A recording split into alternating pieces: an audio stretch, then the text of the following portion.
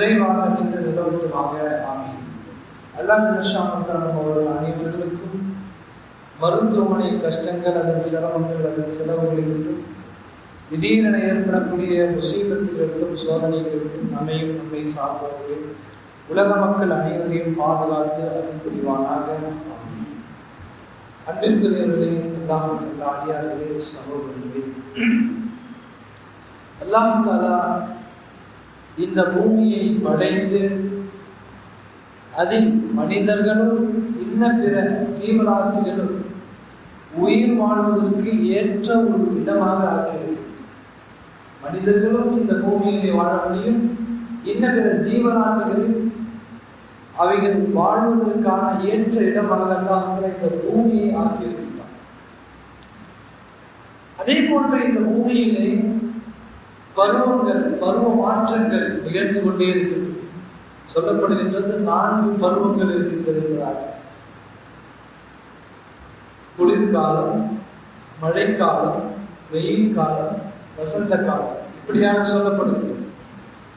இந்த 4 காலத்திலேயுமே மனிதர்களுக்கு நிறைய நன்மைகளும் இருக்கிறது, சில அசௌகரியங்களும் இருக்கிறது. நன்மைகள் எல்லாம் நிறைய இருக்கும். வெயில் காலத்தில் சொன்னால் அதிலும் நன்மை இருக்கும், மழை காலத்தில் அதிலும் நன்மை இருக்கும், சில அசௌகரியங்கள் இருக்கும். குளிர்காலத்தில் அதிலும் நன்மைகள் இருக்கும், சில அசௌகரியங்கள் இருக்கும். இப்படியாக எல்லா காலத்திலும் அல்லாஹ் நன்மைகளையும் வைத்திருக்கின்றான், சில அசௌகரியம் இருக்கின்றது. கண்ணியமிக்கவர்களே, அல்லாஹ் படைத்த இந்த காலங்களை நாம் ரசனையோடு அவைகளை முன்னோக்குமையானால் இவைகளால் ஏற்படக்கூடிய இந்த சிரமங்கள், கஷ்டங்கள் நமக்கு ஒரு பெரிதாக தெரியாது. இது அல்லாஹ் ஏற்படுத்தக்கூடிய காலங்கள். அது வெயில் காலமாக இருக்கட்டும், பனிக்காலமாக இருக்கட்டும், மழைக்காலமாக இருக்கட்டும், எந்த காலமும் இது அல்லாஹ் எனக்கு கொடுத்த ஏற்படுத்திய ஒரு காலம். அல்லாஹ் ஏற்படுத்தி, நம்மால் ஏற்படுத்த முடியாது. நான் சொன்னால் அந்த காலம் நேரங்கள் மாறிவிடப் போவது கிடையாது, காலநிலைகள் மாறிவிடப் போவது கிடையாது. எனவே இவைகளை எல்லாம் அல்லாஹ் ஏற்படுத்துகின்றான் என்று நாம் நினைக்கும் பொழுது எந்த காலமும் நமக்கு கஷ்டமாக தெரியாது. அது கடுமையான வெயில் காலமாக இருக்கிறது. அந்த அடிப்படையில் நாம் இப்பொழுது கடுமையான வெயில் காலத்தில் இருந்து கொண்டிருக்கிறோம். பொதுவாக வெயில் காலம் என்று சொன்னாலே ஒரு வெளியில போயிட்டு உள்ள வந்தா என்ன சொல்லுவாங்க, பா கடுமையான வெயில், என்ன சொல்றாரு, ரொம்ப இன்னைக்கு வெயில் நிறைய இருக்க மாதிரி தெரியுது அப்படின்னு சொல்லி ஒவ்வொரு நாளும் சொல்லிட்டு. ஏன்னா அதனுடைய அந்த வெப்பத்தை உணரும் பொழுது நமக்கு அப்படி தெரிகின்றது. பொதுவாக மக்கள் எல்லாம் சொல்வது இயற்கை. வெளியில போயிட்டு வந்தோம்னா கடுமையான வெயில், உடனே ஃபேனுடைய காற்றை நாடுவோம் அல்லது ஏசிக்கு கீழே போவோம். இப்படியாக தன்னை குளிர்விடுவதற்காக என்னென்னவோ செய்வோம். கண்ணியமிக்கவர்களே, அந்த காலங்களை நாம் அல்லாஹ் ஏற்படுத்திய காலம் என்று யோசிக்கும் பொழுது இவைகளால் நமக்கு பெரிய ஒரு கஷ்டம் என்பது குறைவு. எல்லாம் ஏற்படுத்தினானே. கண்ணியமிக்கவர்களே, கோடை காலம் என்று சொன்னாலே நமக்கெல்லாம் நினைவுக்கு வருவது கடுமையான வெப்பம், வெயில். இதுதான் கடுமையான வெப்பம் நமக்கு தெரியும். இந்த வெப்பமும் வெயிலும் நமக்கு எதை உணர்த்துகின்றது என்பதையும் நாம் யோசிக்க வேண்டும். ஒவ்வொரு காலமும் நமக்கு பாடமும் படிப்படியும் கொடுத்து விட்டுதான் சொல்லுகின்றது. அதில் இந்த வெயில் காலம் இருக்கின்றது. நாம் அந்த வெயில் காலத்திலே யோசிக்க வேண்டிய ஒரு விஷயம் என்ன தெரியுமா? இஸ்லாமிய ரீதியாக, ஈமானிய ரீதியாக நாம் இவைகளை அணுகும் பொழுது நாம் உணர வேண்டிய விஷயம் இதுதான். கோடிக்கணக்கான மைலுக்கு அப்பாற்பட்டு இருக்கக்கூடிய இந்த சூரியன் எவ்வளவு கடுமையான வெப்பத்தை நமக்கு தருகின்றது. நாளை மறுமையிலே இந்த சூரியன் 1 மைல் தூரத்திற்கு தான் இருக்கும். ரொம்ப டிஸ்டன்ஸ் கம்மியா இருக்கும். இப்போ எப்படி இருக்க பாருங்க, லட்சக்கணக்கான கோடிக்கணக்கான மைல்களுக்கு அப்பாற்பட்ட இருக்கும் இந்த சூரியனால் இப்பொழுது நம்மால் அதனுடைய வெப்பத்தை உணர முடியவில்லை. கஷ்டத்தை உணர்கின்றோம், புலம்புகின்றோம், என்னென்னவோ சொல்லி பார்க்கிறோம், என்னென்னவோ செய்து பார்க்கிறோம். கண்ணியமிக்கவர்களே, மறுமையிலே சூரியன் மிக மிக அருகில் இருக்கும் என்று சொன்னார்கள் பெருமானார் ஸல்லல்லாஹு அலைஹி வஸல்லம். ஒரு மைல் தூரம் தான் இருக்கும். அந்த நேரத்தில் ஒவ்வொரு மனிதரும் வியர்வையால் மூழ்கி இருப்பார்கள் என்று சொன்னார்கள் பெருமானார். சிலர்கள் அவர்களுடைய அந்த அமல்களுக்கு ஏற்றவாறு என்ன செய்வாங்க, அந்த வியர்வையில் மூழ்கி இருப்பாங்க சொன்னார்கள். சிலர் கரண்டை கால் வரை வேர்வையில் இருப்பாங்க, அவங்க செஞ்ச அந்த அமலின் காரணமாக. சிலர்கள் முட்டிக்கால் வரைக்கும் வேர்வையில் மூழ்கி இருப்பாங்க. சிலர் சொன்னாங்க இடுப்பு வரை வேர்வையிலே மூழ்கி இருப்பாங்க. சிலரை சொன்னார்கள் பெருமானார் ஸல்லல்லாஹு அலைஹி வஸல்லம், அவர்கள் மூக்கு வரை வேர்வையால் மூழ்கி இருப்பார்கள் என்று சொன்னார்கள் பெருமானார். நியமித்தவர்கள் அவருடைய அந்த அமல்களுக்கு ஏற்றவாறு அவர் வியர்வையிலே மூழ்கி இருப்பார் என்பதாக சொன்னார். அப்படிப்பட்ட கடுமையான காலம்தான் அந்த மறுமையுடைய அந்த காலம், வெயில் காலம். சூரியன் மிக சமீபத்திலே இருக்கும். அந்த மறுமையிலே நான் அந்த வியர்வையை விட்டு தப்பிக்க வேண்டும் என்று சொன்னால் எவ்வாறு என்னுடைய செயல்களை அமைப்பது என்பதை இந்த காலத்திலே நாம் உணர வேண்டும். இந்த வெயில் காலம் நமக்கு பெரிதாக தெரியாது. மறுமையிலே நாம் யோசிக்கும் பொழுது நம்முடைய செயல்களை சரியாக்க வேண்டும் என்பதை மட்டுமே நமக்கு இப்பொழுது புரியும். ஏனென்றால் மறுமையிலே நான் வியர்வையில் மூழ்குவேனே, அதை குறைக்க வேண்டும், அதற்கான செயல்களில் நான் ஈடுபடுவேன். என்னுடைய செயல்கள் எப்படி இருந்தால் என்னுடைய வேர்வைகள் குறையும் என்பதை நான் உணர்ந்து என்ன செய்வேங்க, அதற்கான செயல்களிலே ஈடுபடுவேன். அன்பானவர்களே, அல்லாஹ்வின் பெருமானார் ஸல்லல்லாஹு அலைஹி வஸல்லம் சொன்னார்கள், அப்படிப்பட்ட கடுமையான அந்த நேரத்திலும் நிழல் என்பதே இருக்காது. சூரியன் மிக சமீபத்தில் இருக்கும், நிழல் என்பதே இருக்காது. அந்த நேரத்திலும் அல்லாஹ் சுப்ஹானஹு வ தஆலா 7 நபர்களுக்கு இடம் அளிக்கின்றான் என்பதாக நபிகள் பெருமானார் ஸல்லல்லாஹு அலைஹி வஸல்லம். இந்த நேரத்தில் கூட 7 நபர்களுக்கு அல்லாஹ் இடம் அளிக்கின்றான். அல்லாஹ் அந்த 7 நபர்களில் ஒருவராக நம்மையும் ஆக்கி அருள்வானாக. கண்ணியமிக்கவர்களே, எப்படிப்பட்ட நேரம்! சூரியன் மிக சமீபத்தில் இருக்கும். அந்த நேரத்தில் நாம் எழுப்பெற வேண்டும். அதில் அந்த 7 நபர்களையும் சொன்னார்கள் பெருமானார் ஸல்லல்லாஹு அலைஹி வஸல்லம். முதலிலே தன்னுடைய நீதமான அரசனை பற்றி சொன்னார். அதில் முதலாவது நபர் நீதமான அரசன். இரண்டாவது தன்னுடைய வாலிப காலத்தை இபாதத்திலே கழித்த வாலிபர். மூன்றாவது சொன்னாங்க, அவர் தான தர்மம் செய்வாரு, கொடுப்பதை வலது கையில் கொடுப்பதை இடது கையில் கூட அறியாது, அப்படி மறைத்து தானம் செய்யக்கூடியவர். இன்னொரு நபரை சொன்னார்கள், அவர் தன்னுடைய மனதை மஸ்ஜிதோடு லயித்தவர்.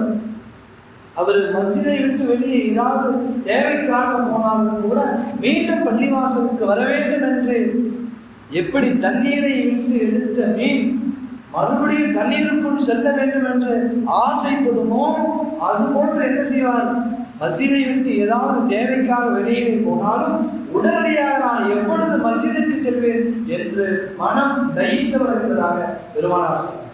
மனம் லயித்தவர், மஸ்ஜிதோடு மனதை பறிகொடுத்தவர். மீண்டும் நான் எப்பொழுது மஸ்ஜிதிற்கு செல்வேன்.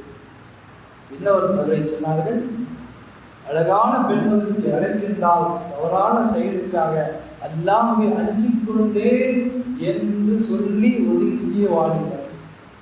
இந்த செயலுக்கு அல்லாஹ் மறுமையிலே அரிசின் நிழல் கொடுக்கின்றான். இந்த பாவத்தை விட்டு அவர் தப்பித்ததின் காரணமாக அரிசின் நிழலில் அவருக்கு இடம் கொடுக்கின்றார்.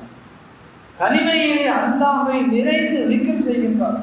தனிமை கிடைத்திருக்கின்றது. ஷைத்தான் என்ன செய்வாங்க, தனிமையிலே பாவத்தை தூண்டுவான். அந்த நேரத்தில் இவர் என்ன செய்யறாங்க, அல்லாஹ்வை திக்ர் செய்து கண்ணீர் வடிக்கின்றார். அந்த நபருக்கு எல்லாம் நாளை வறுமையிலே அரிசுடைய நிழல் கிடைக்கும் என்று சொன்னார்கள் பெருமானார் ஸல்லல்லாஹு. இப்படியாக இந்த 7 நபர்களுக்கு எல்லாம் இடம் இருக்கின்றார் என்பதாக பெருமானார் ஸல்லல்லாஹு. கண்ணியமிக்கவர்களே, அல்லாஹ் வெயிலின் கடுமையை உணரும் பொழுது நமக்கெல்லாம் நரகத்துடைய அந்த நினைவு வர வேண்டும். இதுதான் நோக்கம். வெயில் கடுமையா இருக்கு, ஆனால் இதை விட கடுமை வறுமையினுடைய அந்த அந்த நிலை, அந்த நெருப்பு. தபுக் போரின் போது பெருமானார் ஸல்லல்லாஹு அலைஹி வஸல்லம் போருக்காக அழைப்பு விடுக்கின்றார்கள். சில முனாஃபிக்குகள் சொல்லுகின்றார்கள், இந்த மாதிரி வெயில் கடுமையான வெயில் அடிக்குது, நபி அவங்க சொன்னான்னு சொன்னா நீங்க போயிடுவீங்களா? நபி அவர்கள் கூப்பிட்டா கடுமையான வெயில் நேரத்திலேயா போவீங்க அப்படின்னு சொல்லி பேசிக் கொள்கின்றார்கள். அல்லாஹ் ஆயத்தில் இருக்கின்றான், நபியே நீங்க சொல்லுங்க, நரகத்துடைய நெருப்பு இருக்கின்றது இந்த உலகத்துடைய வெயிலை விட மிக கடுமையானது. குல் நாரு ஜஹன்னம அஷத்து ஹர்ரா. அல்லாஹ் தஆலா குர்ஆனில் ஆயத்தை இறக்கினார், நீங்க சொல்லுங்க நரகத்துடைய நெருப்பு மிக கடுமையானது இந்த உலகத்துடைய வெயிலை விட என்பதாக அல்லாஹ் தஆலா ஆயத்தை இருக்கின்றார். என்னைமிக்கவர்களே, பெருமானார் ஸல்லல்லாஹு அலைஹி வஸல்லம் சொன்னார் நரகவாதிகளை பற்றி, நரகவாதிகள் மிக கொடூரமாக அவர்கள் இருப்பார்கள். அந்த நேரத்தில் அவர்கள் பசியின் காரணமாக கத்துவார்கள், உணவை கேட்பார்கள். நரகத்துக்கு வந்துட்டாங்க. அந்த நரகவாதிகள் கடுமையான முறையில பசியின் காரணமாக மலக்குமாரிட உணவு கேட்பாங்க. அவர்களுக்கு உணவு எது தெரியுமா கொடுக்கப்படும்? முட்களை கொடுக்கப்படும் என்று சொன்னார்கள் பெருமானார். கடுமையான இந்த முள் நிறைந்த செடிகளை கொடுக்கப்படும். அந்த முள்ளையும் வாங்கி சாப்பிடுவார்கள் பசியின் காரணமாக. அந்த முட்களை உட்கொள்ளும் பொழுது அது தொண்டையை மாற்றிக்கொள்ளுமா, தண்ணி கேட்பாங்க, தண்ணி கொடுங்க, உள்ள போகல. கடுமையான சூடேற்றப்பட்ட சுடு தண்ணீரை அந்த நரகவாதிகளுக்கு கொடுக்கப்படும். அந்த நீரை தங்களுடைய முகங்களுக்கு அருகில் கொண்டு வந்த உடனே முகத்தில் உள்ள சதைகள் எல்லாம் உருகி கீழே விழுந்துவிடும் என்று சொன்னார்கள். அனைவரையும் பாதுகாப்பாங்க. இப்போ கடுமையான இந்த தண்ணீரையும் அந்த நரகவாதிகள் குடிப்பார்கள் என்று சொன்னார். குடிப்பாங்க. குடித்த உடனே உடலில் உள்ள அந்த அத்தனை உறுப்புகளும் உருகி வெளியே வந்துவிடும் என்று சொன்னார்கள். இப்படியாக இந்த கொடுமையை, இந்த வெப்பத்தை, இந்த சாதாரணமான உலகத்துடைய வெப்பத்தை வைத்து மறுமையினுடைய அந்த நரகத்தை நாம் உணரும் பொழுது நாம் அல்லாஹ் இன்னும் அதிகமாக திக்ர் செய்யக்கூடியவர்களாக, இபாதத்தில் மூழ்கக்கூடியவர்களாக, பாவத்தை விட்டு தப்பிப்பவர்களாக நாம் மாறுவதற்கு இந்த வெயில் காலமும் நமக்கு உதவுகின்றது. வெயில் காலமும் நமக்கு நிறைய பாடங்களை கொடுக்கின்றது. நியமிக்கவர்களே, இந்த காலத்தில் தான் நாம் நிறைய உதவிகளை செய்யலாம் எல்லா மக்களும். ஏன்னு சொன்ன இஸ்லாம் என்பது அடுத்தவர் பிறருக்கு உதவி செய்வதுதான் இஸ்லாம் என்பது. இஸ்லாம் என்பது அடுத்தவர்களுக்கு உதவி செய்வது. அது அந்த அடிப்படையில் நாம் நிறைய உதவி ஒத்தாசைகளை இந்த கோடை காலத்தில் மனிதர்களுக்கு மட்டுமல்ல இன்ன பிற ஜீவராசிகளுக்கும் நாம் உதவி செய்யலாம். எப்படிங்க? அதுல அடிப்படையான ஒரு விஷயம் தண்ணீர் ஏற்பாடு செய்வது. குடிக்கிறதுக்கு தண்ணி கொடுக்குறேன் இல்லையா? மறுமையில அல்லாஹ் கேட்பானா, என்னோட அடியானை நான் உன்னிடத்திலே தண்ணி கேட்டனே நீ கொடுக்கலையே. அந்த அடியான் சொல்லுவானா, அல்ல நீ என்கிட்ட எப்போ தண்ணி கேட்ட? என்னுடைய இன்னும் அடியான் தாகம் என்று வந்து தண்ணீர் கேட்டான், நீ அவனுக்கு தண்ணீர் புகட்டலே. நீ அவனுக்கு தண்ணீர் புகட்டி இருந்தால் அந்த நன்மையை இடத்தில் பெற்று நிறைய சிறப்புகள் இருக்கு. எனவே ஏன் என்ன செய்யுதுங்க? தண்ணீர் ஏற்பாட்டுகளை செய்யுது. நம்முடைய வீடுகளிலே ஜீவராசிகள் பறவையினங்களுக்கு என்ன செய்யுதுங்க? ஒரு பாத்திரத்தில் தண்ணியை ஊற்றி வைக்கிறது பெரிய கஷ்டம் இல்லை, சாதாரண செயல்கள் இதெல்லாம். இதனால எவ்வளவு பெரிய நன்மை நீங்களா கிடைக்குது, எல்லாம் ஒரு பொருத்தம் கிடைக்கும். ஜீவராசிகள் மீது நாம் இறக்கப்பட்டால் எல்லாம் நம்மின் மீது இறக்கப்படுகின்றான். மனிதர்கள் எல்லாம் வருவாங்களே, அவங்க நிற்கிறதுக்கு நாம நிழல் செய்து கொடுப்போம் அப்படின்னு சொல்லி என்ன செய்யறாங்க? பந்தல் போட்டு கொடுக்கிறாரு, அல்லது தண்ணியை வைக்கிறாரு. முடிந்தா என்ன செய்யறாரு? குளிர்ந்த தண்ணீரை வைக்கிறாரு, அல்லது மோர் வாங்கி வைக்கிறாரு, தர்பூசணி பழங்களை வாங்கி கொடுக்கிறாரு. இதெல்லாம் இருக்கே ஒரு சாதாரண செயல்கள். கஷ்டமான நேரத்திலே அந்த மனிதர் அவர் துவா செய்யவில்லை என்று சொன்னாலும் என்ன செய்ய? அவருடைய உடல் துவா செய்யும். நியமிக்கவில்லை அல்லாஹ். எனவே நாம் என்ன செய்யறது? இது போன்ற காரியங்கள் சாதாரணமாக இருந்தாலும் இவைகள்தான் நன்மைகள் நிறைய இருக்கின்றது.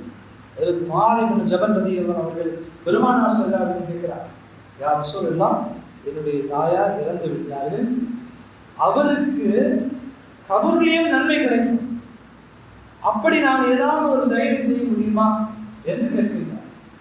பெருமானார் ஸல்லல்லாஹு அலைஹி வஸல்லம் சொன்னாங்க, அந்த மாதிரி ஒரு செயல்னா நீங்கள் தண்ணீரை தானமாக வழங்குங்க. வராங்க இல்லையா, அவங்களுக்கு என்ன செய்யுங்க, இந்த தண்ணி கொடுக்கறது வாரம் எவ்வளவு பெரிய விஷயம். தாகத்திற்காக கொடுத்தான்னு சொல்லுவாங்க இல்லையா, தவித்த வாய்க்கு தண்ணீர் என்பதெல்லாம் சொல்லுவாங்க. அதுதான் இந்த தண்ணீரை கொடுப்பதால் உடைய தாயாருக்கு கபரிலும் அவர்கள் நிம்மதி பெறுவார்கள் என்று சொன்னார்கள் பெருமானார். மிக்கவில்லை, இந்த செயல்களை நான் என்ன செய்ய, ஒவ்வொரு விஷயத்தை நாம் மறுமையோடு ஒப்பிட்டு பார்க்கும் பொழுது இந்த உலகத்துடைய கஷ்டங்கள் எல்லாம் ஒன்றும் தெரியாமல், வெயில் காலத்தை எப்படி தெரியுமா உணர்ந்தாங்க சஹாபாக்கள். உமர் ரலியல்லாஹு அவர்கள் சொல்லுகின்றார், நான் அதாவது முஆத் இப்னு ஜபல் ரலியல்லாஹு அவர்கள் சொல்லுகின்றாங்க, கடைசி காலத்தில் தன்னுடைய உயிர் போகும் தருவாயில சொல்றாங்க, அல்லாஹ் நான் இன்னும் கொஞ்சம் உயிர் வாழணும்னு ஆசையா. அல்லாஹ்ட்ட என்ன செய்யறாங்க, உரையாடுறாங்க, அல்லாஹ் நான் இன்னும் கொஞ்சம் உயிர் வாழணும்னு ஆசை. அப்பா சொல்லிட்டு காரணத்தை சொல்றாங்க, உலகத்துடைய சுகபோகங்களை அனுபவிப்பதற்காக அல்ல, உயிர் வாழணும்னு நினைக்கிறது ஏதோ உலகத்துல நான் இன்னும் சுகபோகங்களை அனுபவிக்கிறதுக்காக அல்ல.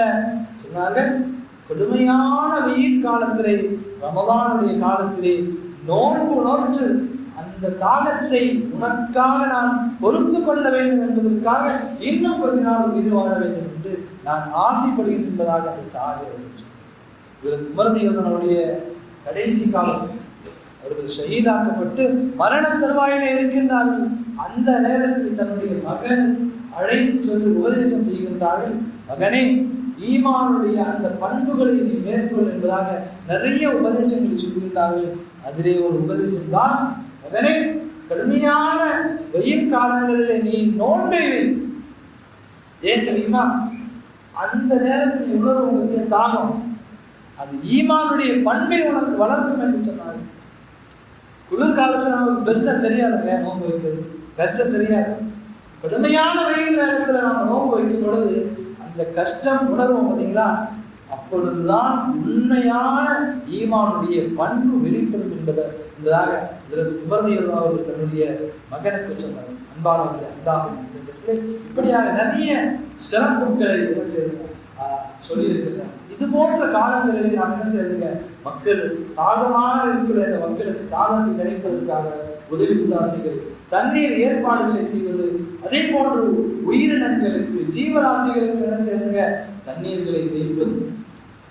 அல்லாஹ் உங்களுக்கு வசதி கொடுத்திருந்தால் நான் முன்னாடி சொன்னது மாதிரி என்ன செய்யுதுங்க, மோர் வாங்கி கொடுப்பது, தர்பூசணிகளை வாங்கி கொடுப்பது, இவைகள் எல்லாம் நன்மைகளில் கட்டுப்பட்டவைகளா இருக்கு. இது எல்லா மக்களுக்கும் செய்யணும், எல்லா மக்களுக்காக என்ன செய்யறாங்க, இந்த இது போன்ற செய்யறாங்க. அதே போன்று சில எச்சரிக்கைகளையும் சொல்லியிருக்கிறாங்க. என்னன்னா, நபி ஸல்லல்லாஹு அலைஹி வஸல்லம் சொன்னாங்க, நீங்க சில சாபங்களை விட்டு தவிர்த்து கொள்ளுங்கள் என்று சொன்னாங்க. அதுல 3 விஷயத்தை சொன்னாங்க. 3 விஷயத்தை சொல்லிட்டு சில சாபங்களை விட்டு தவிர்த்து கொள்ளுங்கள்.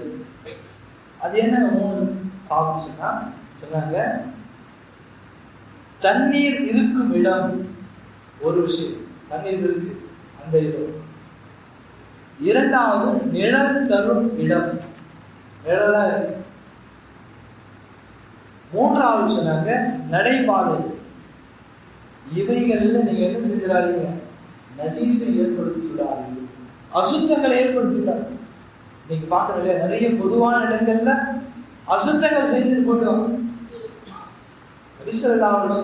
எவ்வளவு பொது நல்ல நோக்கத்தோடு என்ன செஞ்சிருக்காங்க, நமக்கு உபதேசங்களை வழங்கியிருக்காங்க பாருங்க. என்ன செய்யாதீங்க, நிழல் தரும் இடம் இருக்கு, யாராவது களைப்பா வருவாங்க, கடுமையான வெயில்ல வருவாங்க, அந்த நேரம் அந்த இடத்துல நீங்க அசுத்தமாக்கி வச்சிட்டீங்கன்னு சொன்னா இது சாபத்திற்குரிய செயல். குடிக்கிறதுக்கு தண்ணி இருக்கு, அந்த இடத்துல நீங்க அசுத்தம் செஞ்சிட்டீங்கன்னு சொன்னா அந்த மக்கள் வருவாங்க, அவர்கள் என்ன சொல்லுகின்றாலும் அந்த சாபம் என்ன யாருக்கும் வரும், நமக்கு வந்து புரியுதுங்களா? இந்த இந்த மக்கள் வருவாங்க, தண்ணீரை நோக்கி வருவாங்க. வரக்கூடிய நேரத்துல பார்த்து என்ன செய்வாங்க, நஜீஸா இருக்கு, குடிக்க முடியாது அப்படின்னு சொல்லிட்டு ஏதாவது ஒரு வார்த்தையை சொல்லிட்டு போனா அந்த சாபம் யார் அந்த செயலை செய்தாரோ அவனையே சாரும் என்பதாக பெருமானார் சென்றார்கள். அதே போன்று நடைபாதைகள்ல நஜீஸ் இப்படியாக நியமிக்கவில்லை. இது போன்ற, அதாவது நம்ம மக்களுக்கு முன்னாடி சொன்னது மாதிரி நிறைய நன்மைகள் செய்யணும். குறைந்தபட்சம் நாம் நன்மை செய்யறோமோ இல்லையோ, மக்களுக்கு நம்மால் எந்த விதமான தீங்கையும் என்ன செஞ்சிடக்கூடாது. நாம் நன்மை செய்யறோமோ இல்லையோ, அது 2வது பட்சம்.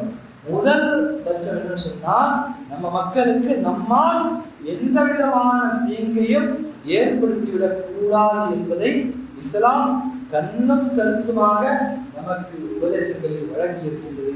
அன்பானவர்களே, அல்லாஹ்வே, இது போன்ற சாபங்களை விட்டு நாம் என்ன செய்ய தப்பித்துக் கொள்ள வேண்டும். நன்மையான காரியங்களில் நாம் முன்னோக்க வேண்டும் என்று சொன்னால் இவைகள் தான் நமக்கு என்ன செய்யுங்க, மறுமையிலே நமக்கான உண்மையான ஒரு நாம முற்படுத்திக் கொள்ள வைக்கக்கூடிய இந்த விஷயங்கள் இவைகள் இருக்கின்றது.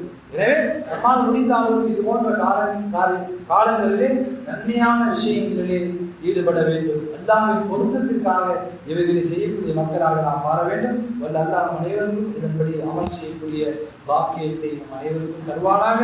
ஆமீன். அஸ்ஸலாமு அலைக்கும்.